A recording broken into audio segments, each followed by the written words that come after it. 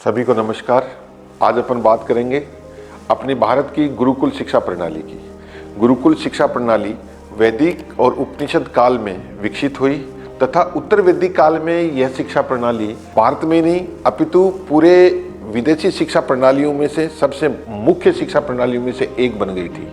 गुरुकुल वह स्थान जहाँ गुरु और शिष्य के बीच घनिष्ठ संबंध हुआ करते थे और गुरु शिष्य परंपरा का निर्वहन करते थे। भारत इसी गुरुकुल शिक्षा प्रणाली के लिए दुनिया भर में प्रसिद्ध था। घनिष्ठ छात्र शिक्षक संबंध, संपूर्ण विकास और सबसे महत्वपूर्ण चरित्र निर्माण के लिए पहचाना जाता था।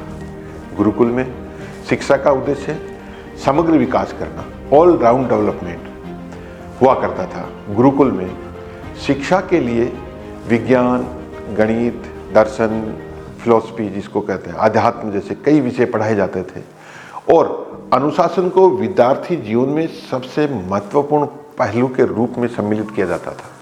उस समय हमारे देश में बहुत सारे प्रसिद्ध संस्थान हुआ करते थे जो गुरुकुल शिक्षा पद्धति का निर्वहन करते थे, जैसे नालंदा विश्वविद्यालय, तक्षशिला विश्वविद्यालय, विक्रमशिला गुरुकुल और ऋषि व्यास का गुरुकुल ऐसे प्रमुख थे।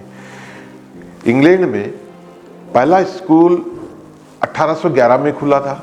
उस समय भारत में लगभग 7,32,000 गुरुकुल हुआ करते थे। यह है हमारी गुरुकुल शिक्षा पद्धति। आज के समय में गुरुकुल शिक्षा को पूर्ण रूप से संचालित नहीं किया जा सकता, ऐसा हमारा मानना है, पर आधुनिक शिक्षा प्रणाली के साथ साथ सामंजस्य में इसे अपनाया जा सकता है। संपूर्ण शिक्षा पर फोकस होने के लिए आधुनिक शिक्षा प्रणाली के साथ साथ हमें गुरुकुल शिक्षा प्रणाली को भी सम्मिलित करना होगा।